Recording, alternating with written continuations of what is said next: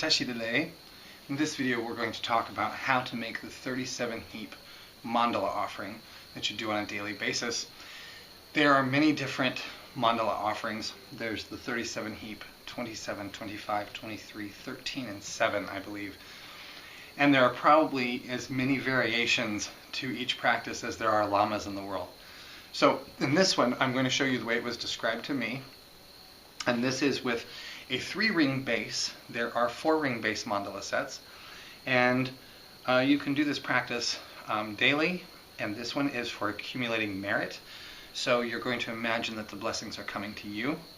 And of the 4 cardinal directions regarding the base, your side is the east, and away from you is the west. Your right is the north, and the left is the south. And sometimes this is flipped. So like for teaching offerings and so on, you flipped. When you're making the offerings, you would put the eastern direction on the opposite of you. So for this one, we're going to do the east is towards us, the south is to the left, the west is away from us, and the north is to the right. I'm not going to, in this video, explain the different heaps and all the symbolism that goes with them, because this is only a 15-minute video, and you can do hours of explanation of each one of these heaps and the symbolism and the philosophy that goes with this tradition. So we're just going to go through technically what you're saying and how you're laying the piles of grains as you make your heaps. So this mandala set is my big mandala set, and this is my small mandala set. I have this one for traveling ease to place in my carry-on bag, and this one would go in my suitcase. It's pretty heavy because it's larger and requires more grains. And you can purchase a wrap online at a Dharma center, or in this case I made this one myself. My teacher showed me how to do it, and so I made my own. It's a little tricky to get the grains to stay in your lap. That's why it's good to wear a shawl around on your lap. So here's my 3-ring base, and my face is now going to be out of the camera for a bit, but that's okay. You don't need to look at my mug. So you take the base, and here I've got the grains are blessed barley grains that my teacher has blessed, and they've been blessed and dyed with saffron water. I've also placed inside the heaps, inside the grains, semi-precious stones, semi-precious polished stones, and coins, just increasing the imagery of value and wealth of all the offerings I'm going to be making. So you take in your left hand a small pile and to hold the base. And the first thing you do is you're going to clean the base by placing these piles, these grains.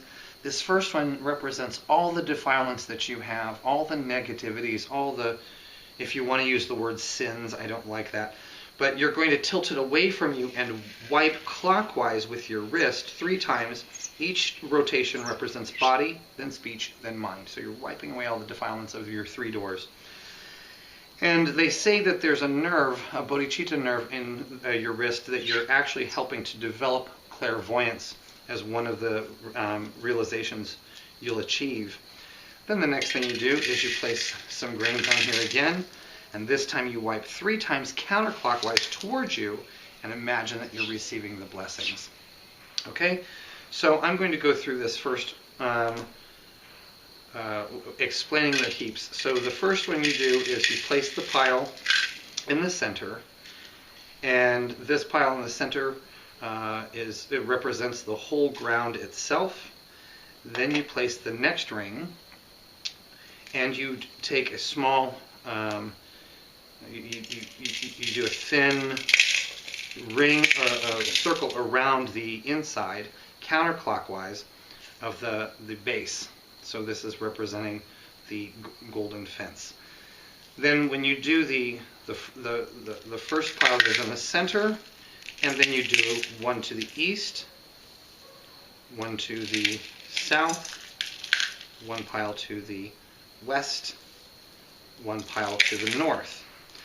Then when you do what are called the subcontinents, you do to the, you're going to go left and then right on either side of the main piles. Left and right. And then to the west, left and right, and to the north, left and right. Then you do 4 more piles of the cardinal directions: east, south, west, and north. And then you are going to do the precious wheel, the precious jewel, again to the west and the north. Then you do the intermediate directions: the left front corner, the left away corner, this side and this side. Then you put on the next ring. Okay, and again you're going to start with the 4 cardinal directions. These piles should be pretty big because you're going to run out of, there's only 8 heaps that you place in this one. Then you do your secondary directions again. And you see I'm almost done, so I cheat. Then this one also you need to make really big piles because this is going to be the sun to the left, the moon to the right. You're going to do the victory banner and the parasol. Okay, so you have the left, the right away from you, and then towards you. Place your jewel on top. Again, handful of grains. Then hold it at your heart as you say the remainder of the prayer, and then the short mandala offering. Okay, so now I'm going to do it with the prayer, and you can follow along with me.